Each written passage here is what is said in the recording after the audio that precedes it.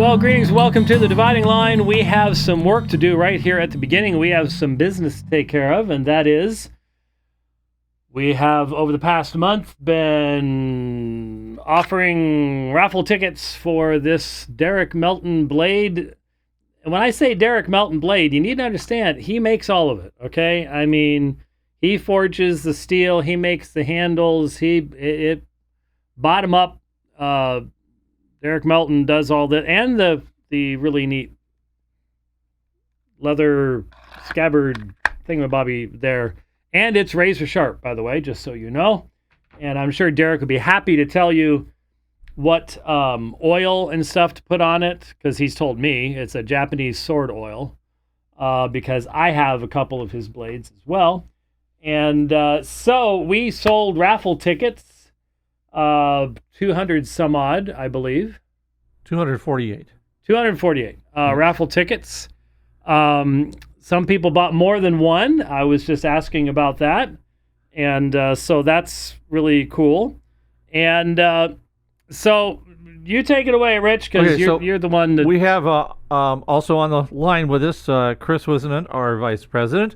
He has the listing of all the entries, and everyone is tied to a particular number in the order in which their tickets were purchased.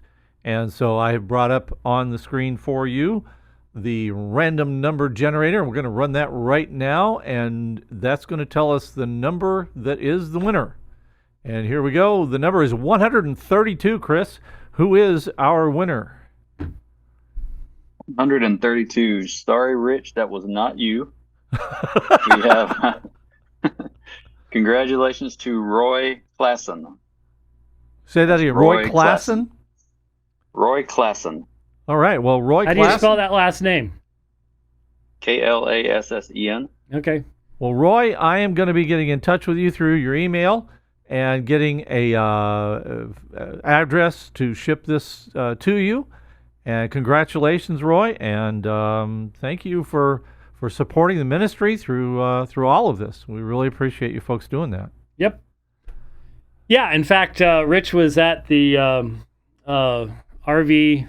It's a dealership repair place. I mean, we started just having them doing repairs, and that's where we ended up buying the new, relatively for us, new RV. He was over there today. Once I got back from this last trip, I took it, after we emptied it out, we took it over there. And it's not because there was 16 million things to do. Pretty much this trip over is all maintenance stuff, wheel bearings, tire rotations, and making it easier for me to set up the dividing line. And one of the ways to make that easier is to make it easier to hook up Starlink. And if you've not used Starlink, especially the mobile version of Starlink, they have made it easier. The new Starlink unit is amazingly simple, but it's a proprietary cable, and you've got to be able to connect the modem to the cable, and that's interesting when you're in an RV. And so we're having I don't know, you wouldn't call it a grommet. What do you call it? Well, actually, that is what I would call it. I would call it a grommet with a membrane inside, a port that you run the cable through to get from the outside in. Yeah, so we're having a port installed, so I can take that cable and get it in there. And how did I do it this last time? Rich somehow found a hole in the gaskets in one of the slide outs, and I'd be sitting there trying to find this hole and then trying to thread stuff up there, and if it goes the wrong way, it ends up going someplace where it shouldn't go, and fun stuff like that. So we decided, if we're going to do this, we need to do it right and be able to do this with post haste, because I like doing programs on the road, not just dividing lines, but hey, we did our first debate, and I thought it went just fine. And if we can set things up even more quickly, we're working on background stuff. The light stuff is up now, and wiring has been put in, and and all this stuff. And we had that in the last RV that became defective. And so we're just getting sort of back to where we were with the new one, which is a little more challenging. There was only one slide out in the old studio, and it really didn't impact much. This studio has two, both the huge slide outs and these are big slide outs. I mean, this is a big unit. So anyways, that's where it is right now. So once they're done with all that, then I'll be taking it to our covered storage spot, which in the summer in Phoenix is a good thing to have. So congratulations to Mr. Clausen on this, and Rich will be shipping it out. So I want you to take a look, Mr. Clausen, at what it looks like now. Because if you get a little a pocket knife that says "Made in Taiwan," we're gonna know who to blame. Taiwan, Oklahoma. Taiwan, Oklahoma. Yeah, I'm sure there's a Taiwan, Oklahoma. I'm sure that there is a place like that somewhere. Not really. So we want to thank Chris for helping out with the drawing, and he's already gone his way. So we got all the proper verification that we need to make sure that we did this on the up and up, and I didn't do a 5 Didn't buy a whole bunch of tickets under a false name. No yes. Rich Pierce 5-finger discounts. Yeah. Because Rich likes this knife for some strange reason. It is a beautiful knife. It really is. All right. So, okay. Before we, I have some really important topics to dive into here, and just letting someone know here. I'm actually doing scheduling with because in October, the next trip that we're going to be doing, I've got the debate in Mobile, Alabama. Some people say Mobile. I've always heard it Mobile, but anyways, Mobile, Alabama on the I believe the 26th of October, and then I'll be at the Prodigal America Fight Laugh Feast thing in Fort Worth, starting I believe the 30th. And so I'm right now talking with Pastor Jeff Neal, my old decrepit old friend. I can say that because we're about the same age. I think I'm a year younger than him, and we've definitely grown up together. I could tell you stories. Really could tell you stories. But he and I are texting, and he was just asking me which Sunday I was going to be available while I'm there in the Fort Worth area. So that will be November 3rd, and he's trying to get me into 2 different churches on that Sunday. It makes for a long Sunday, but we'll try to do our best. Hope that I haven't picked up any wonderful stuff. For those of you who've been praying for me, thank you very much. Had surgery on Friday. First couple days weren't fun. I had expected significantly less invasiveness because they're going to be using this robot, and you got all this, this guy's sitting there and he's doing it all robotically. I had one hernia fixed on Friday. In 1993, I had 2 done. And this surgery for one was more invasive than the 1993 surgery was. We went backwards. It's like, oh, we've got a toy to play with. And they chopped me up for just one. Much more than they did for the 2. You were I actually can laugh now. It's okay. I'm all right. I don't want to cough. But first couple days are rough, but I did 20 miles on bike today. Inside, I mean, falling off a bike right now would be really a bad idea. I will admit. But I've got to get the miles back up. I did 100 miles on bike the Wednesday before the surgery. I went and signed up. I'm doing a 100 kilometer bike ride it's a bike ride. It's back in the olden days, it was the first 100-mile ride that I ever did. And I'm doing it again. My goodness. How many? 31 years? Yeah, 31 years after doing it the first time. Wow. I hadn't even thought about that. And that's 100 kilometers. That's good solid at the speeds I'm going these days, 3.5 to 4 hours. And so I've got to get the fitness back. And I had it. It's not like you could lose it that fast, but I'm a little nervous about that. So anyways, that's what's going on here. But again, down in Texas and Alabama, we're going to be down that direction. And then as normal, the first weekend in December, which this time is going to be the 6th, 7th, and 8th, will be at Covenant of Grace Church in St. Charles, talking about the LGBTQIA plus insanity. And as I mentioned last time, very late in the year, because Thanksgiving is the 28th. This is as late as it can get. I don't think it can get any later than this.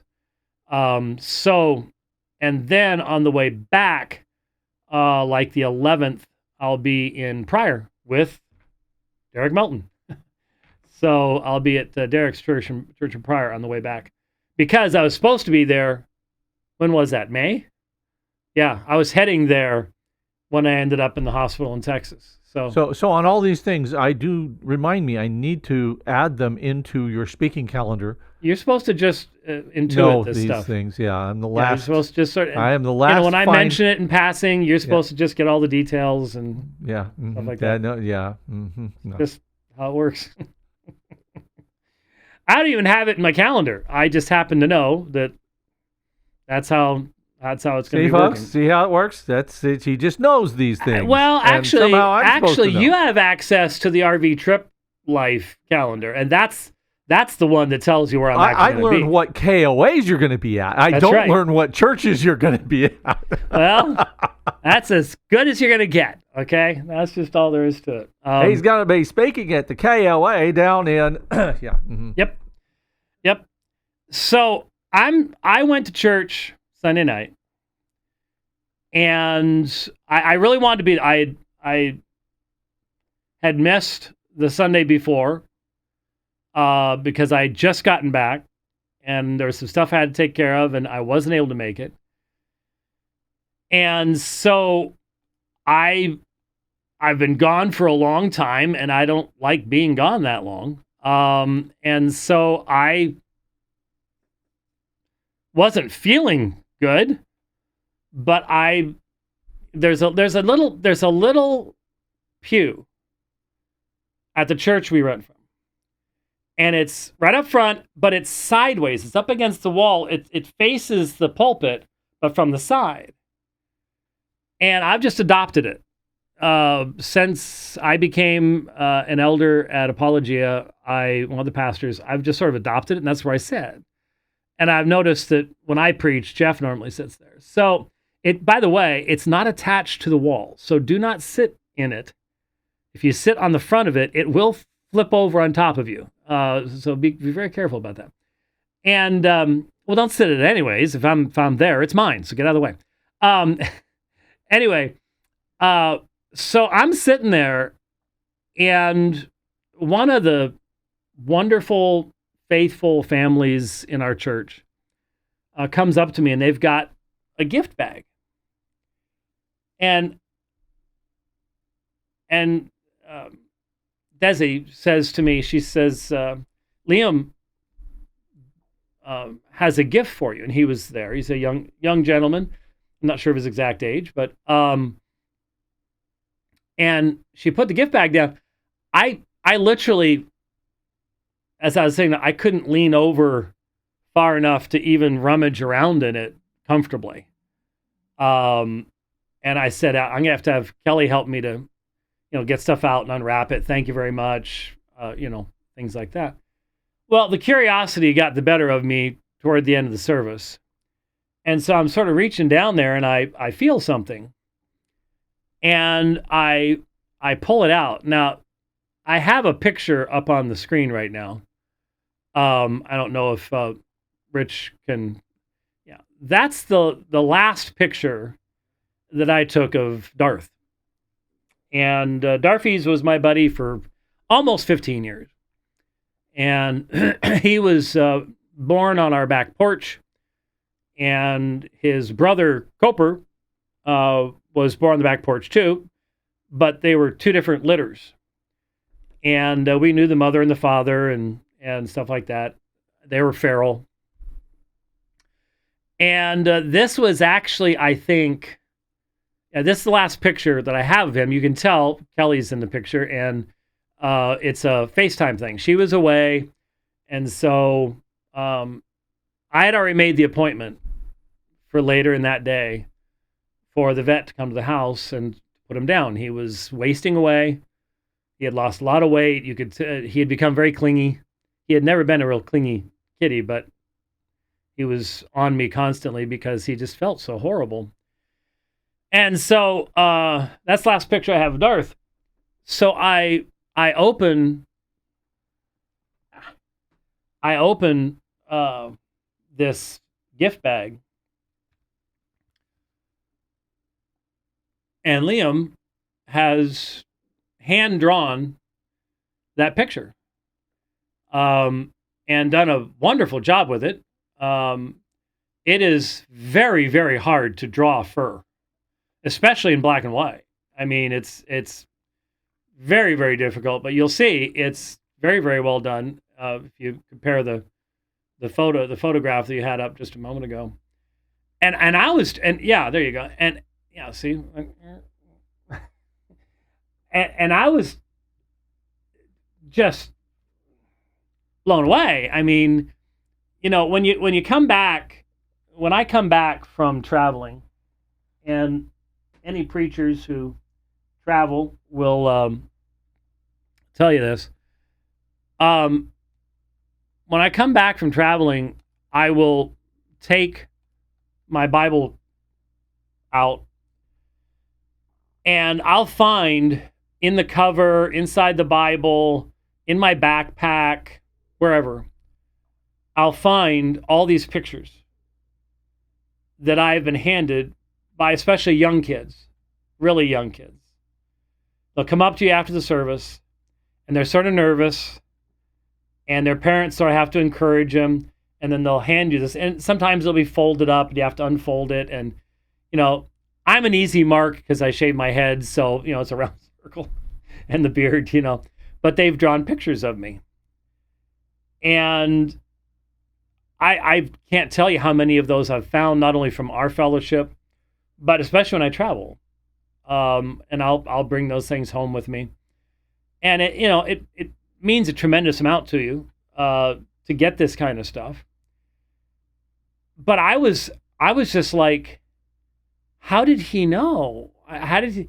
And then I found out that my wife had been involved, and my daughter knew about it, and a few things like that. So other people had collaborated, shall we say. But, I mentioned this, first of all, to thank Liam and to show you his handiwork. Does a great job. He also did another one of Coper. Coper is black. That's next to impossible to do. That's really hard to do.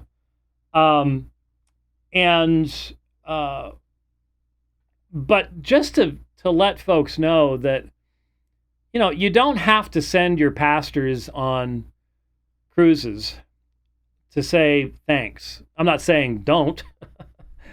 But most pastors, something like this, means far more to them than a cruise to Alaska or whatever else it might be. Though in Arizona, a cruise to Alaska in August would be really, really nice. But it's a way to truly encourage people, and I would highly recommend that to others. There's things that people can do that will make your pastor's life wonderful. And I am preaching next Sunday. We're doing the deacons actually requested, in light of how many new members we have, that we do a core doctrines series, that the things that specifically set us apart. And Jeff is going to be testifying on abortion laws in Ohio and Kentucky, I think, this week. The final adoption decree came through for the girls, the twin girls, last week. So he's now posted some stuff about the trials and tribulations that was, and how the adoption process in the United States is a royal mess, and purposefully so. Anyway, he'll be doing that. So I'll be preaching, and so he was going, well, I'm doing this part of the gospel this week, and next week would be justification by faith. I was like, I've heard of it. So it wouldn't be the hardest topic for me to be addressing. So, I will be preaching on Sunday. And so I just mentioned that. I wanted to show you that beautiful artwork, and thank Liam for that. And encourage people out there. Encourage your pastors, your elders. They need the encouragement. Now, man, there's a lot of stuff out here. I've been bookmarking things in Twitter, and I wanted to start it. The only problem with this is there's got to be an easier way to do videos in Twitter than what we have right now. I suppose I just have to drag it over here and make it big. La mayor parte de los habitantes. Hold on. Okay. This is a video featuring Pope Francis. I don't know when it came out. Pope Francis has held these views his entire pontificate. But I want to talk a little bit today, as I've said for a long time, as our society secularizes, non-Catholics, Catholics, Orthodox will be forced into a smaller and smaller area. Right now, we are facing the rise of Marxism in the United States. A major political party in the United States that is filled with Marxists, led by a Marxist, that just proposed last week Marxist price controls, just like you have in Venezuela, the USSR, China, everywhere. Everywhere Marxism has existed, this is what the government does. And it causes, especially in regards to food, shortages, famines, death. When applied to housing, same thing. And this is a meeting taking place in Chicago where yesterday they boasted that they had offered 10 image bearers of God on the altar. Planned Parenthood has a mobile vasectomy and abortion studio parked outside. They murdered 10 babies yesterday. I think they're up to 25 now. These people are the very essence, the antithesis of Christianity. They're the antithesis of the Constitution of the United States as well. They're Marxists, and they are promoting Marxist ideals and want to bring this nation to its knees, and they're about ready to accomplish it through corruption of the legal system, foreign intervention in elections, everything else. It's all happening all at once, right in front of our eyes, and they're not even hardly bothering to try to hide it anymore. So because of that, there are lots of Roman Catholics that recognize the foolishness of Marxism. And so what happens is, in social media, if you are saying certain things, the algorithm's going to end up hooking you up with people saying the same things, and you end up being, seeing lots of stuff from Roman Catholics. And so I'm seeing more and more interaction. Sadly, large portion of the non-Catholic side is non-Reformed, and hence, now being Reformed doesn't mean you know much about the Reformation necessarily, but it does increase the possibility that you know something about the Reformation, and hence the real issues of the Reformation. The solas, you've probably heard sermons on the subject, things like that. And so we're seeing these things, and we need to be giving as clear a testimony as we can.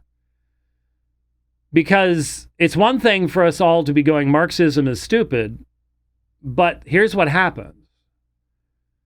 I'll be listening to a Roman Catholic talking about this stuff, and we're tracking, and all of a sudden, they go one direction, I go the opposite. Because their answer is to pray to the Immaculate Heart of Mary, or something like that. And it's tragedy, but that's the way it is. That's the world we live in. So, as I play this, you can see the subtitles, because this is in another language. The Pope speaks a number of different languages. But I want you to see, we'll start here, and then we'll move to other elements here. Because this is the view of the Vatican. This is the view from the Vatican. And listen to what it says. And I knew that was going to happen.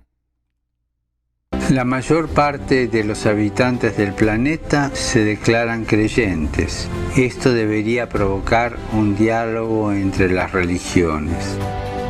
No debemos dejar de orar por él y colaborar con quienes piensan distinto. Confío en Buda. So she's saying, and I think this is going to mess it up again, she's saying, I have confidence in Buddha. Yep, I knew it. La mayor parte de los habitantes del planeta se declaran En Buda. Creo en Dios. Creo en Jesucristo. Jewish, Creo en Catholic, Dios. Muslim. Muchos Many piensan think differently, distinto, feel differently. sienten distinto, buscan a Dios Seeking God o or meeting encuentran God a in Dios different de ways. diversa manera. En esta In this multitud, crowd, in this range of en este religions, abanico de religiones, hay una sola there is only one certeza que certainty we tenemos have for para all. todos. What's the certainty? Todos somos We are hijos all de Dios. children of God. What? We are all children of God. Now, this is something that Pope Francis says over and over and over again. We're all children of God. That's not what the Bible teaches. We're made in the image of God. We are God's creatures. But Jesus said to the Jews, you're not God's children. You're not God's sheep. The only way to be a son or daughter of God, according to the Christian message of the Bible, is by faith in Jesus Christ. The Pope does not believe that. The Pope does not believe that. We're all children of God, and we all just have different ways of experiencing Him. That's what you're seeing here. And it did it again. I'm just not even going to fight with it. This kind of well, I am going to fight with it. La mayor parte de los habitantes del planeta se declaran creyentes de diversa manera. En esta multitud hay una sola certeza que tenemos para todos. Todos somos hijos de Dios. Creo en el amor. I believe in love. I believe in love. I believe in love. Creo en el amor. I believe in love. Now, I use the space bar there, and if it doesn't work, it doesn't work. How do you define love? Do you define love in the same way in Islam as you do in Christianity? How about in Buddhism? You might say, well, in Judaism, well, depends on what form of Judaism. But the full demonstration of God's love is found in Jesus Christ in a way that's not found in Judaism, not found in Islam, and not found in Buddhism or Hinduism. Might as well throw an atheist in here for the fun of it. You have to be able to define what love is. But if you start with the assumption we already have that foundation, you're not going to be able to go there. Let's see what happens here. Nope. Hit space bar, boom, boom, boom, boom, boom.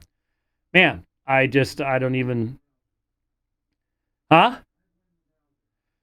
Yeah, it's possible. This is Chrome. This is Chrome. All right, so that's going to make some of this tough because I have 3 different videos. They're all in Twitter. And so I'm... If her eyes are upon you, your salvation is assured. All right, so we have that kind of... That's probably going to mess it up. I've tried tapping on the screen. I've tried that thing. I've tried the space bar. I've tried it all. So what's weird today is you have the Pope doing his ecumenical, wishy-washy, universalistic, inclusivistic stuff that would, again, it's funny. I've said this, I don't know how many times now. I've not had a single Roman Catholic even step up to try to argue it. The perspectives represented by Pope Francis today, if he had held to them publicly in 1600 in Rome, would have had him burned by the Roman Catholic Church. And people run off, well, you burned people too. That's not what we're talking about. That's not the point.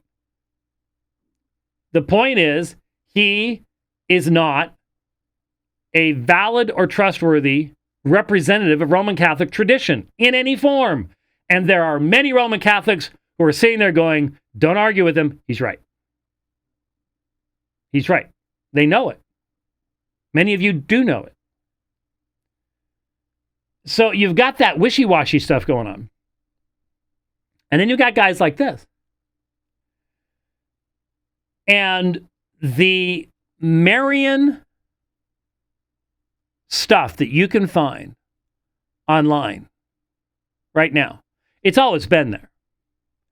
It's just social media makes it so much easier to find. And Protestia has been doing a very good job. I don't know what they spend their days doing, but it's got to be cruising the net constantly. They track this stuff down. It's always been there. All you got to do, I've held the book up before. I don't think it's in here. It's called The Glories of Mary. I've read to you from it. It's very old, so it's been around. But most of us who are not former Roman Catholics struggle a little bit to realize that there are actually people who believe this and who practice religion in this fashion. But here is Virgin Most Powerful Radio. Wow, I just noticed that. Virgin Most Powerful Radio. As soon as I hit the space bar, I'll have to redo this. I have a feeling, but let's see what happens. If her eyes are upon you, your salvation is assured. Now, think what that means. It means if she turns her gaze from you, you're toast. So when does she do that? Well, it's very simple. One of the things I've learned a lot about Our Lady in this whole thing is that she is absolutely consumed entirely with God. She loves us, but for his sake. She loves us under the aspect of God. And so that love that she has for him is so self-consuming That when we're in this state of grace and God is indwelling in our souls, she wants to look upon our souls. The minute it's gone, she doesn't want to look at it. That's what that basically means. Okay, so back up to this. So, because we want to talk a little bit about Our Lady as a warrior. So, obviously, she's kind of like the nuclear bomb of heaven, right? So she just shows up and it's over. If her eyes are upon you, your salvation is assured. Okay, it just restarted there, so that's if you're confused. So many things to catch here. For most non-former Roman Catholics, if you're not a former Roman Catholic, you didn't come out of this, it's really hard to believe that people believe this. The centrality of Mary. That Mary is the central object of devotion, veneration, and you can sit there until the cows come home saying there's a difference between latria and dulia, between veneration and worship. There isn't. There isn't. When you know, here's a oh, I can't bring it over here because this is still maximized. Here is a yeah, okay, this is, I think, today. I think this is today. Guy named Eric Sammons that I've seen a number of times on Twitter. Catholics, pray to Our Lady and ask her intercession for the conversion of all those here on X who malign her. I believe the devil is behind this renewed attack upon her, but we know she is the one who crushes his head. Our Lady, Queen of Heaven, pray for sinners. So, who brings about conversion? Mary does. In Roman Catholic theology, she is the neck that turns the head of grace. All grace that comes to mankind comes through Mary. This has been taught by popes for quite some time. And this is how it ends up working out for people. I had, yeah, okay, here it is. Here is Taylor Marshall, and this may have been today as well. If you deny any of these four dogmas, you are a heretic and anathema. Mary is the human mother of God the Son. That's the only one with a biblical reference. Number two, Mary is ever virgin. She and Joseph never had relations or children. She also experienced zero pain in giving birth to Jesus Christ. Second Council of Constantinople, AD 553, at the Lateran Synod of AD 649. Now, are these, by the way, ecumenical and infallible? They can't tell you. Did anybody at the time know they're ecumenical? Nope, can't tell. You don't know. Number three, Mary is sinless because Jesus perfectly sanctified her at the moment of her conception. She never sinned. Council of Trent. 4, Mary's body was resurrected, glorified, and taken into heaven, and seated at the right hand of Jesus Christ. All Eastern and Western liturgies and Munificentissimus Deus, that's a wonderful term, in 1950. That, of course, the dogmatic definition of the bodily assumption of Mary in 1950. That was only 74 years ago. I wonder if there's going to be a big old brouhaha next year, big old celebration, 75th year and all that kind of stuff. So here you have the various Marian dogmas.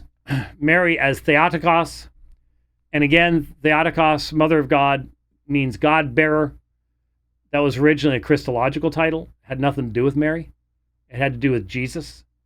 That he was not adopted into deity or something like that. That, of course, has been radically altered and changed over time and be turned into something completely different. Ever Virgin, Perpetual Virginity of Mary.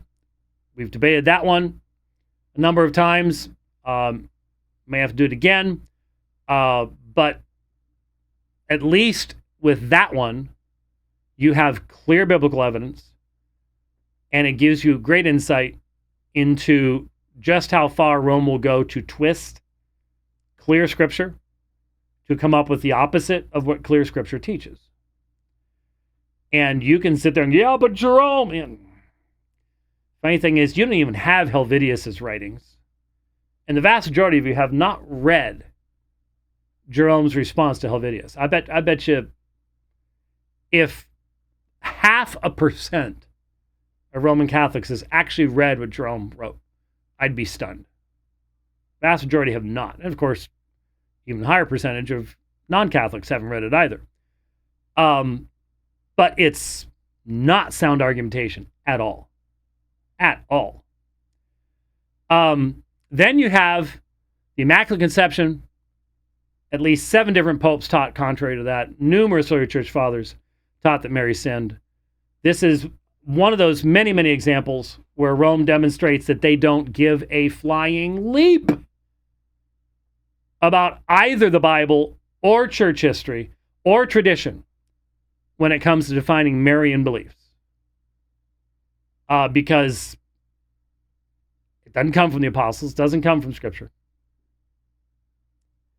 And then, of course, bodily assumption, utterly disconnected. Remember first debate with Jerry Matitix, Long Island? Anybody in the 2nd century? Anybody in the 3rd century? Mr. White, I don't have to show you that everybody in the early church believed these things. Jerry, I'll take just one. Laughter everywhere. Because there isn't anything. Now, what you end up illustrating with this stuff, I'm going to take this down. What you end up illustrating with this stuff is there are Marian devotees and Catholic apologists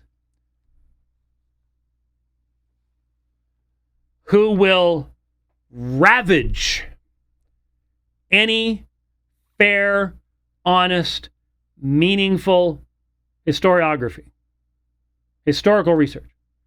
They will find anything, any word that they can read entire dogmas into from anybody in the early church, and they will cram everything about Mary into any word they say. It is such a demonstration, not only of their utter imbalance, but the utter ahistorical nature of the entire Marian system that so plainly and so clearly evolved over many centuries, and that the pinnacle of these Marian dogmas, you might say, hasn't even been defined yet.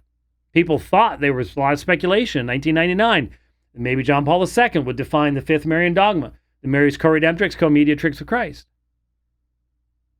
He didn't. It's been taught as doctrine by popes for 150 years more, but wasn't dogmatized.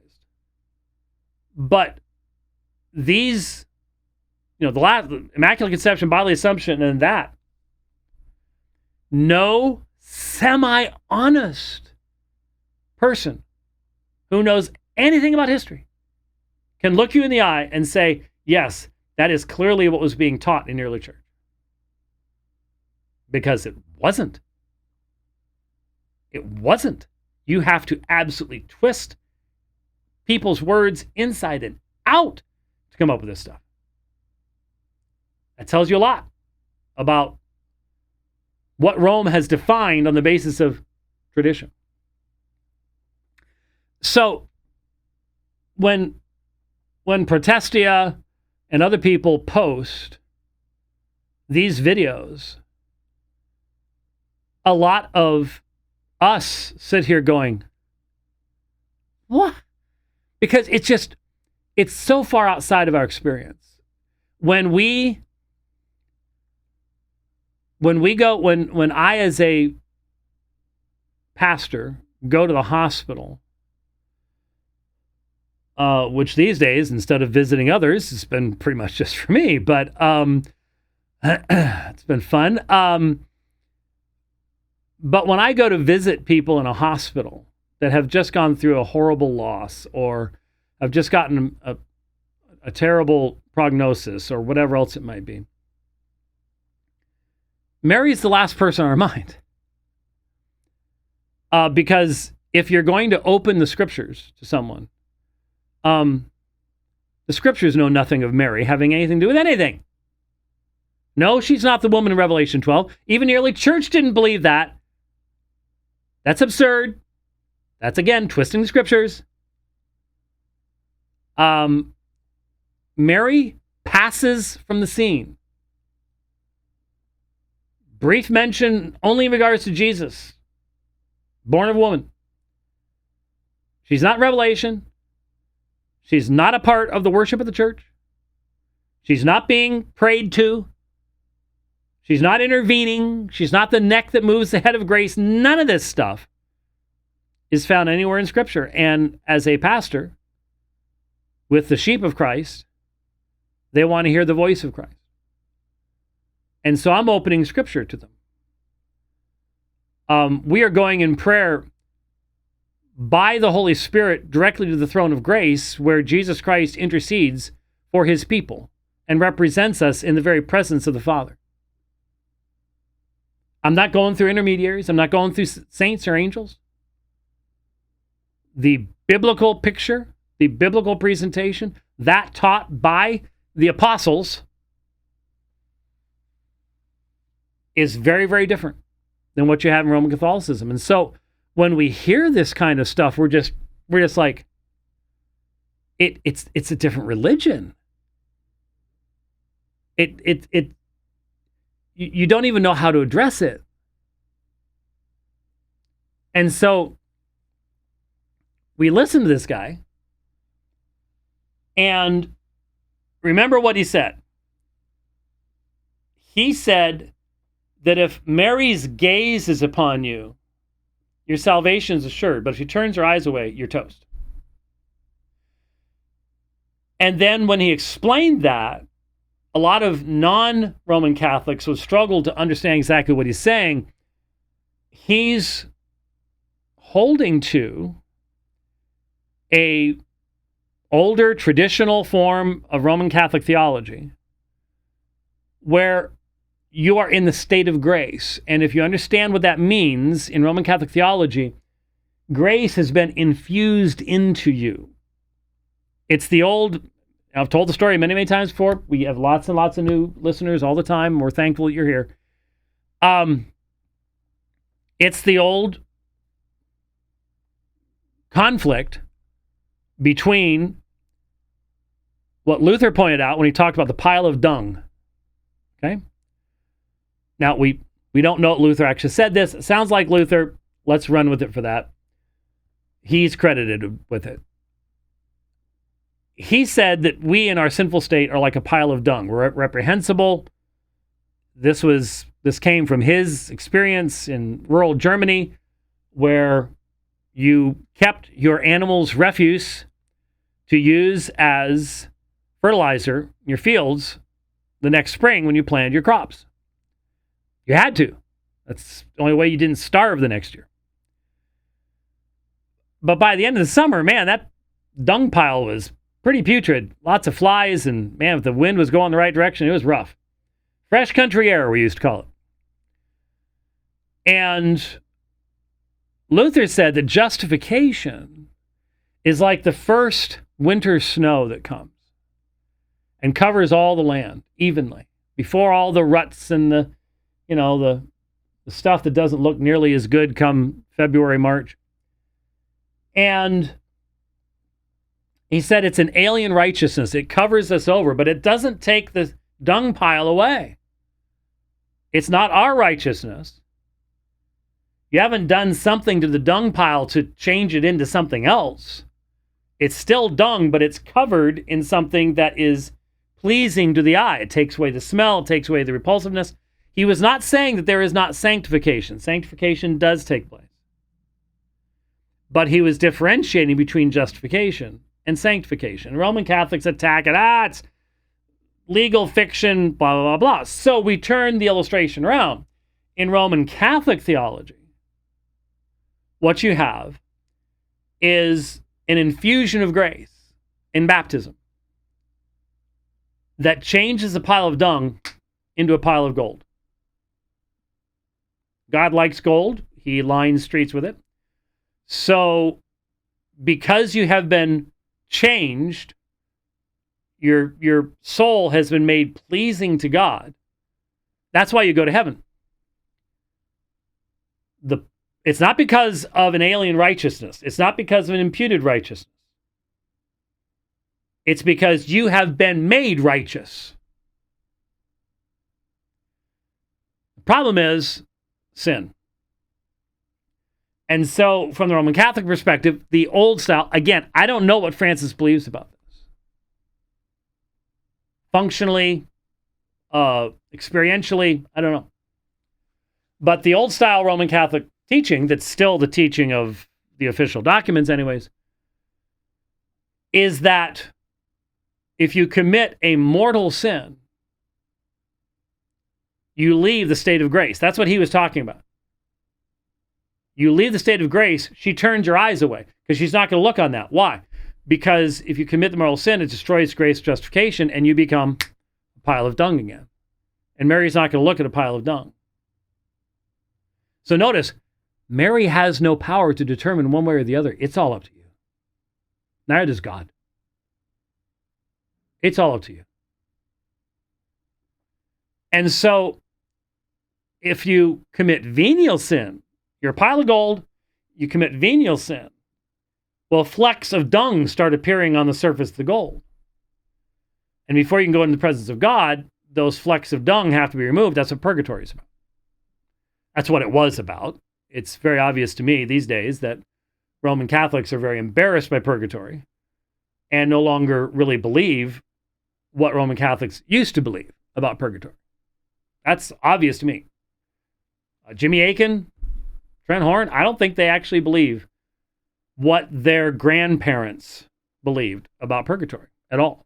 I really don't. And I think the vast majority of Roman Catholics, if they weren't trying to defend things, would go, yeah, that's true. Anyway, so that's what he's saying. If her gaze is upon you, it's because you're in the state of grace. But if she turns her gaze away because you're no longer in a state of grace, you're toast. How is that a powerful statement? That's not Jesus' Bible. All those are given to him. He raised them up in the last day. Why? Because he actually can save them to the uttermost. Hebrews chapter 7, because he ever lives to make intercession for them. You don't have that in Roman Catholicism because you don't have a finished work of Christ. The Mass does not perfect anyone for whom it's made. So you don't have that. You can't go there. Different gospel. Different gospel. And so you see how Mary is central in what he says, but she doesn't have the power that we attribute to Jesus in his atoning death because we believe in sola scriptura and we allow the scriptures to define these things. I don't even know how to comment about Mary as a nuclear bomb. Okay? I mean,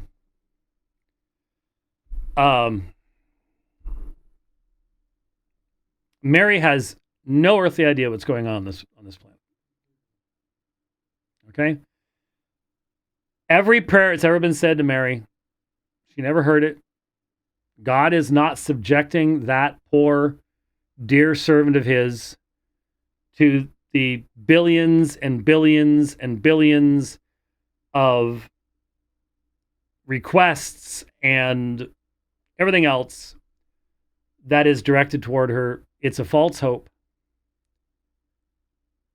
And she's not a nuclear bomb. And when people today look at what's happening in our world and say our hope is Mary, I just go, no, our hope is not Mary. And if you're working and praying that direction, you're going to accomplish nothing. And that's what breaks my heart is, like I said, I'll be listening to Roman Catholics and they see it, they get it, and yes, sir. I was going to comment. Dead air is not a good thing. I just thought. What's that? Dead air is not a good thing. Yeah. Do you remember when we went to World Youth Day when we were young? That was. Remember the two nuns? Was that 31 years ago? That was 1993. 31 years ago. Was it June? I think it was June. It was warm. Yeah. Yeah. And we were talking to the two nuns out there as we were passing out tracts in the middle of these thousands of Roman Catholics swarming the place.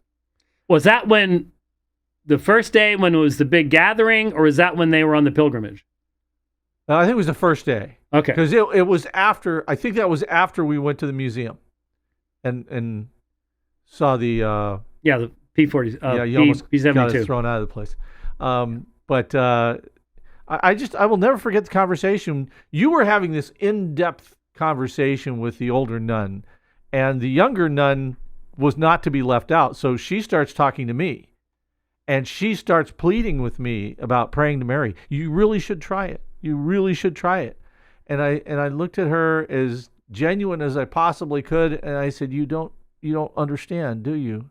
And she goes, What's to understand? I said, The line's busy. She's so busy praising God, she's completely absorbed by that. She hasn't got any time for my piddly little problems. And she didn't know what to do with that. She was just totally floored. And she's like, oh, let's listen to them. I don't remember that. But I do remember lots of conversations that first day. Yeah. So I had another video from Mari Emanuel, the guy down in Australia that was attacked in April, lost his eye. A Muslim attacked him while he was preaching. He lost his eye. And so, give the man credit there. But this was before that happened, and he was talking about how he had been in hell, and Mary had rescued him from hell. And you're just like, breaks my heart. Really, really does to see this kind of tradition. And someone had said on Twitter, the Catholics and the Orthodox, they all believe this type of stuff. And all that does is demonstrate the danger of tradition when it's not checked. And that we all need to check our traditions. And the only way to do that is by that which is theopneustos. And that's only Scripture. There's nothing else that is theopneustos. So, now, if I wanted to wrap up at 4 o'clock in 1 hour, I'd wrap things up right now. But actually, Rich is telling me that he's going out of town on Thursday and Friday. Okay. And I do recall that at some point, I don't remember when, long, long ago, he mentioned this. And I wasn't even thinking about scheduling and stuff like that. So, I have a program to do, the Bible Dingers program, with Michael Brown tomorrow at 3 o'clock.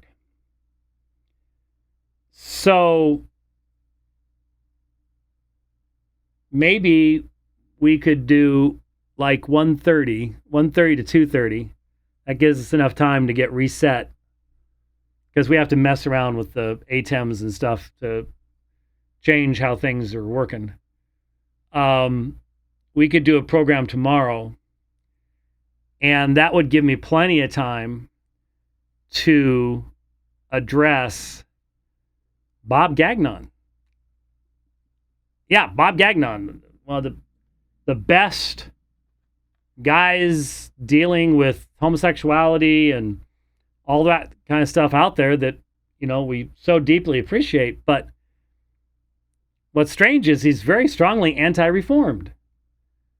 And I don't know if it was about 3 years ago or so, he and I went back and forth on Facebook on stuff out of the Gospel of John. And in fact, recently I saw him posting something about John chapter 6, and I looked closely at it and I said, that's what he wrote 3 years ago in response to me. And so he posted a response to someone named Andrew on Twitter about John 10:29. And I'm like, all right, we'll talk about this on the Dividing Line. So if we're going to sneak another program in tomorrow, I'll just hold that for tomorrow, and we'll delve into John chapter 10 in response to Bob Gagnon, which is strange to me, because when I first ran into Dr. Gagnon, he was teaching at Pittsburgh Seminary, which is a PCUSA. It's Presbyterian. Now, not overly conservative Presbyterian, certainly not anymore. But seems pretty obvious to me the Westminster Confession of Faith's position on this. But he's gone from PCUSA to a Baptist school, and now he's at a Wesleyan school. So evidently in that area, there's a lot of wiggle room from his perspective. So maybe it's not as unusual as might be. But we will we'll dive into that on tomorrow's program at 1:30 our time, which will be 4:30 Eastern time. Eastern Daylight Time. For everybody, the only people who understand daylight time and saving time are Arizonans, because we are the only ones who don't do it. And everybody else, since everybody does it, they don't even think about it. And we're sitting here going, well, which one is it again? What do you mean? Never mind. Yeah, so we'll mess with that at that particular point in time. So tomorrow, afternoon if you're in the East, earlier afternoon if you're in the West, we will dive into John chapter 10, and that way we won't have to totally shift gears and burn out the clutch. Some of you have no idea what that means. It would be funny to see anyone from millennials onward trying to drive one of those things. But anyhow, what? On a hill. Oh, starting on a hill. Oh, yeah. Oh, I know. Believe me, been there, done that, got the t-shirt. All right. Thanks for watching the program today. Mr. Klassen, heading your way. And thanks to everybody who helped with the financing through this. We'll see you next time tomorrow. God bless.